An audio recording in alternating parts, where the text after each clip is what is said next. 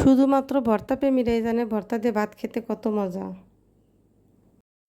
গরম ভাতের সাথে যদি থাকে লোভনীয় এরকম একটা ভর্তা,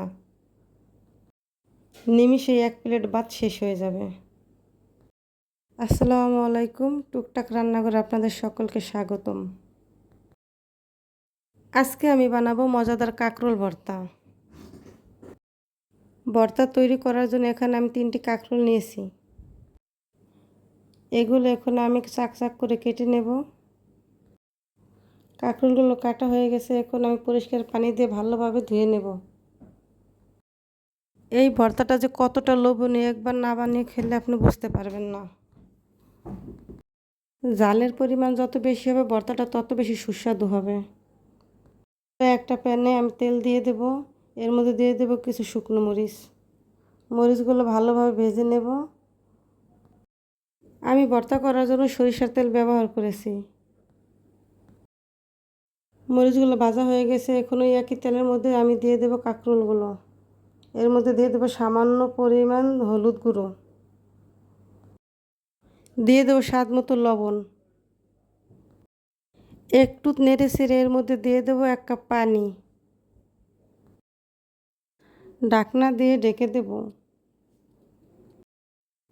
চুলার আঁচটা মিডিয়াম করে দেব। 5 মিনিট পর ঢাকনা তুলে নেব। কাঁকরোলগুলো সুন্দরভাবে সিদ্ধ হয়ে গেছে। এই পর্যায়ে নাড়াচাড়া করে একটু আমি ভালোভাবে ভেজে নেব। ভাজা হয়ে গেলে নামিয়ে রাখবো। ওই একই পাত্রে দিয়ে দেব ফোড়ন।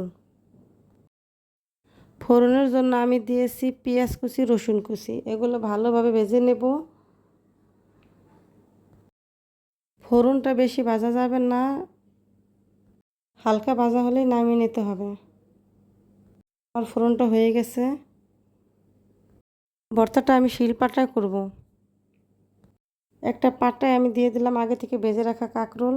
এগুলো সুন্দরভাবে বেটে নেব। এখন দিয়ে দেব আগে থেকে ভেজে রাখা মরিচ। মরিচগুলো আমি একইভাবে বেটে নেব। ভর্তাটা কতটা লোভনীয় হয়েছে। আপনারা যারা আমার মতো ভর্তা লাভার আছেন তারা একবার হলেও আমার এই রেসিপিটি ট্রাই করবেন। অত্যন্ত সুস্বাদু লোভনীয় একটি ভর্তা। দেখুন কতটা সুন্দর লাগছে দেখতে। আমার ভর্তাটা বাটা শেষ হয়ে গেছে, এখন দিয়ে দেব আগে থেকে ভেজে রাখা পেঁয়াজ রসুন। এখন ভর্তাটা পেঁয়াজ রসুনের সাথে ভালোভাবে মেখে নেব। এইরকম ঝাল ঝাল ভর্তা দেখে কি ভাত না খেয়ে থাকা যায়? আমি পাটায় ভাত মেখে নেব। অনেক মজার একটা ভর্তা।